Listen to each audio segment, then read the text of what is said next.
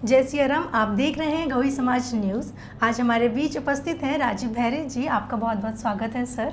मैं सबसे पहले जानना चाहूँगी कि आप किस पद पर हैं और क्या कार्य करते हैं। सबसे पहले तो आपने मुझे बुलाया, उसके लिए आप लोगों का धन्यवाद। मैं अभी वर्तमान में मुझे समाज ने मुख्य निर्वाचन अधिकारी का दायित्व दिया है और मेरा पर्सनल जहाँ तक सवाल है तो मेरा जो है रियल इस्टेट और कपड़े का व्यापार है। तो सर मैं जानना चाहूँगी कि आप काफ़ी समय से ग्रेटर ग्वालियर के अध्यक्ष पद के लिए तैयारी कर रहे थे और आप जीतने वाले उम्मीदवारों में से थे, तो आपने फिर अपना विचार क्यों बदल लिया? देखो, जहाँ तक मेरा विचार है, समाज की भावना और समाज से बड़ा कोई पद नहीं होता। ये सही बात है कि मैं अपने अध्यक्ष पद के लिए दावेदारी कर रहा था, मगर उस समय मीटिंग में मुख्य निर्वाचन अधिकारी का जब नाम आया तो और भी नामों पर चर्चा हुई, पर जैसे ही मेरा नाम आया तो सारा सदन एक साथ खड़ा हो गया। तो उनकी भावनाओं को देखते हुए मुझे फिर जो है मजबूरन अपना विचार बदलना पड़ा, जब क्योंकि उनकी भावनाओं से बड़ा मेरी नज़र में कोई पद नहीं होता। सर आपको ग्रेटर ग्वालियर के निर्वाचन हेतु निर्वाचन अधिकारी बनाया गया है, तो आप इसके बारे में कुछ बताइए। देखो, मुझे निर्वाचन अधिकारी बनाया गया और उस समय पूरे सदन ने मुझे आदेश भी दिया कि जितनी जल्दी संभव हो सके जल्दी से जल्दी चुनाव कराना चाहिए। मुझे उस समय लिस्ट मिली थी, मैंने उन लिस्टों का अध्ययन किया, उसमें कई त्रुटियां थीं। मैंने उन त्रुटियों को जो है सही कराने के लिए महामंत्री जी को आदेश किया, उन्होंने मुझे सही करा दिया। उसके बावजूद भी मैंने लोगों की भ्रांतियों को दूर करने के लिए पर्याप्त समय दिया है। मैंने 4 तारीख को लिस्टों का जो लगा दिया था अपने पटल पर और 20 तारीख तक का भरपूर समय दिया है। उसमें मैंने हर जो भी मतदाता है, वो एक भी मतदाता जो है वोट देने से ये उसका अधिकार है, उसको वोट देने का पूरा अधिकार है और उसको अधिकार देने के लिए, उसके अधिकारों को सुरक्षित रखने के लिए मैंने उसको पूरा मौका दिया है। यदि उसका पुरानी लिस्ट हम लोगों के यहाँ होती है, यदि उसका पुरानी लिस्ट में नाम है अथवा उसके पास 30 मार्च 2026 तक की जो है वैध रसीद है, जो सदस्यता रसीद हम लोगों के कटती है, यदि वो रसीद है तो उन दोनों के आधार पर मैं उसका नाम फिर भी जोड़ दूंगा। और यदि उसका नाम कहीं गलत है तो उसका नाम में चेंज भी कर देंगे। भरपूर मौका दिया हमने 20 तारीख को, तो मुझे नहीं लगता कि किसी तरह के किसी को भ्रांत होना चाहिए। तो सर 30 जुलाई की असाधारण सभा को लेकर पूरे समाज में उत्पन्न भ्रम की स्थिति है, तो इसके बारे में आप क्या कहना चाहेंगे? देखो, विधान का जो भ्रम की स्थिति है, मुझे ऐसा लग रहा है ये वो लोग बोल रहे हैं जिन्होंने विधान को पूरी तरह नहीं पढ़ा है। मैं आज भी साथ में विधान की नियमावली पूरी लाया हूँ। कोई भी संस्था होती है वो विधान के नियम के हिसाब से चलती है, अपने मन से कोई नहीं चलती।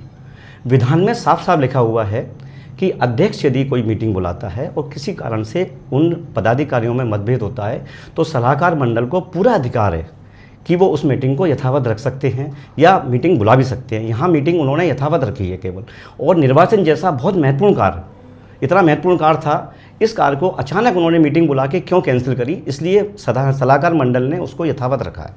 और उस मीटिंग में पूरे पदाधिकारी भी थे, पूरे सलाहकार मंडल भी थे, एक दो कुछ लोग नहीं आते, सही बात है, और पूरा सदन था, कार्यकारिणी सदस्य भी थे, पंचायतों के अध्यक्ष भी थे, लगभग 150 लोग थे।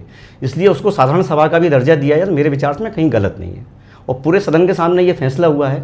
इसलिए मैं नहीं मानता कि इस फैसले को लेकर अध्यक्ष जी के मन में किसी तरह की भ्रांति होना चाहिए, क्योंकि साधारण सभा और हमारे यहाँ जो साधारण सभा में सदस्य होते हैं उनसे बड़ा कोई पद नहीं होता।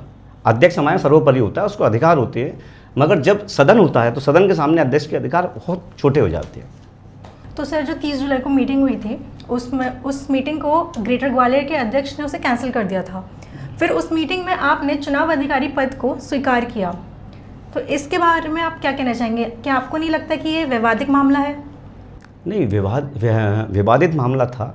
उस दिन मीटिंग थी, पूरी रिकॉर्डिंग है। जब मुझे मुख्य निर्वाचन अधिकारी बनाया तो मैं माइक पर मैंने बोला भी था कि ये मीटिंग हुई है, इस मीटिंग में आप मेरी जो नियुक्ति हुई है उसको या तो आप अध्यक्ष से जो है स्वीकृति ले लें, और अध्यक्ष चूँकि ये चुनाव नहीं कराना चाह रहे, इस सदन को टाल रहे हैं, क्योंकि उस मीटिंग में अध्यक्ष को भी बुलाया गया था मगर अध्यक्ष नहीं आए थे। अध्यक्ष नहीं आए इसलिए अध्यक्ष की अनुपस्थिति में वरिष्ठ उपाध्यक्ष की अध्यक्षता में ये सब निर्णय लिए, और फिर यदि वो नहीं देते तो सदन को पूरा अधिकार होता है कि रजिस्ट्रार जो हमारे सर्वोपरि होता है, रजिस्ट्रार में पूरी प्रोसीडिंग की जो रिकॉर्डिंग थी, पूरी प्रोसीडिंग की, नियुक्ति की, और जो पूर्व में मुख्य निर्वाचन अधिकारी घोषित किया था सतीश स्वानी जी का त्यागपत्र भी उसी समय आया था। उनकी पूरी रिकॉर्डिंग रजिस्ट्रार ऑफिस में भेज दी गई है, उनको पूरा जो है उनकी जानकारी में डाल दिया गया है। इसलिए मुझे नहीं लगता कि इस बैठक में किसी तरह का भ्रम होना चाहिए, और अध्यक्ष जी का मंशा सिर्फ ये है, ये वाला जो कार्यक्रम है, चुनावी कार्यक्रम टल जाए, आगे बढ़ाने के लिए तरह तरह की भ्रांतियाँ पैदा कर रहे हैं वो। तो सर विधान में ग्रेटर ग्वालियर के जो अध्यक्ष हैं वे सर्वोपरि हैं, तो उस मीटिंग को सलाहकार मंडल ने बुलाने से पहले क्या उनसे कोई अनुमति ली थी? क्या इसका कोई आपके पास प्रूफ है? इसका मुझे प्रूफ नहीं है, मगर मैंने भी यहाँ सलाहकार मंडल ने आपसी मतभेद के लिए उन्होंने पूरा प्रयास किया और सलाहकार मंडल को करना भी चाहिए। मैंने उनसे, उन्होंने भी कहा, हमने आपसी जब सलाहकार मंडल की ने दोनों से बात करी तो दोनों का नहीं तालमेल हो रहा था, पर निर्वाचन जैसे अति आवश्यक कार्य के लिए ये मीटिंग होना बहुत ज़रूरी थी, इसलिए उन्होंने मीटिंग आहुति की और सारे जो है पदाधिकारियों को भी उसमें बुलाया, आमंत्रित किया गया, अध्यक्ष को भी आमंत्रित किया गया, कार्यकारिणी को भी आमंत्रित किया गया, सभी पंचायतों को आमंत्रित किया गया। इसलिए ये मीटिंग में मैं नहीं समझता कि उन्होंने जो अपना पूरा प्रयास किया और उनको पूरे अधिकार हैं। विधान में सलाहकार मंडल को अधिकार हैं, यदि इन लोगों में तालमेल नहीं होता पदाधिकारियों में तो फिर सलाहकार मंडल अपने जो स्व विवेक से मीटिंग को आहुति कर सकता है। तो सर, विधान में ऐसा कौन सा नियम है जिसमें बिना अध्यक्ष की अनुमति के हम मीटिंग बुला सकते हैं? विधान में सलाहकार मंडल ही सर्वोपरि होता है, अध्यक्ष से बड़ा सलाहकार मंडल होता है। जब अध्यक्ष जो है नियमानुसार कोई काम नहीं करे या समय अनुसार कोई काम नहीं करे तो फिर सलाहकार मंडल ही उनके ऊपर होता है जो ये मीटिंग आहुति कर सकता है। मगर उस मीटिंग से पहले उनको जो है एक बार अध्यक्ष या पदाधिकारियों से पूछना चाहिए। उन्होंने पूछा होगा बिल्कुल, जब इनकी स्वीकृति नहीं आई होगी तब इन्होंने मीटिंग की होगी, जहाँ तक मुझे जानकारी है। तो सर, 11 अगस्त को ग्रेटर ग्वालियर अध्यक्ष ने एक मीटिंग बुलाई है जिसमें चुनाव अधिकारी सतीश सोहानी जी के इस्तीफे के बारे में चर्चा की जाएगी कि उनने ये इस्तीफा स्वीकार नहीं किया है। तो इसके बारे में आप क्या कहना चाहेंगे?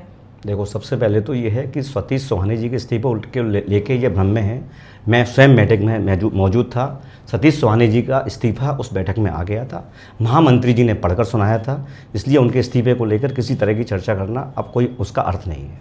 और जहाँ तक बैठक बुलाने का है तो किसी भी संस्था में, कोई भी संस्था हो, जब निर्वाचन की प्रक्रिया शुरू हो जाती है तो सारे पदाधिकारी स्वतः ही जो है कार्यवाह हो जाते हैं, उनको किसी प्रकार का मीटिंग का अधिकार ही नहीं है। और उनको यदि मीटिंग लेना भी है तो उनको जो है मुख्य निर्वाचन अधिकारी से परमिशन लेना चाहिए, उनसे पूछना चाहिए। जब मैं बना तो मैंने पहला पत्र जो है, उन्होंने मुझसे कहा था कि आप बने कैसे, तो मैंने उनको पत्र दिया है, उस पत्र को मैंने सारे व्हाट्सएप पे चलाया है, उसका उन्होंने जवाब नहीं दिया। उस पत्र का जवाब देने के बजाय उन्होंने ये मीटिंग आहुति कर दी। मेरी नज़र में ये मीटिंग पूरी तरह से अवैध है और चूंकि ये सामाजिक प्रक्रिया है और मैं इस मीटिंग के बारे में मैंने जो सलाहकार मंडल को भी अवगत करा दिया है, तो यहाँ कोई सजा का प्रावधान तो है नहीं है, क्योंकि समाज है। यहाँ तो केवल सलाहकार मंडल को बता दिया जाता है और वो जो भी निर्णय लेगा वो मान्य होगा मुझे। तो सर, आपका बहुत बहुत धन्यवाद हमें समय देने के लिए। समाज से जुड़ी हुई खबरों के लिए बने रही गौरी समाज न्यूज़।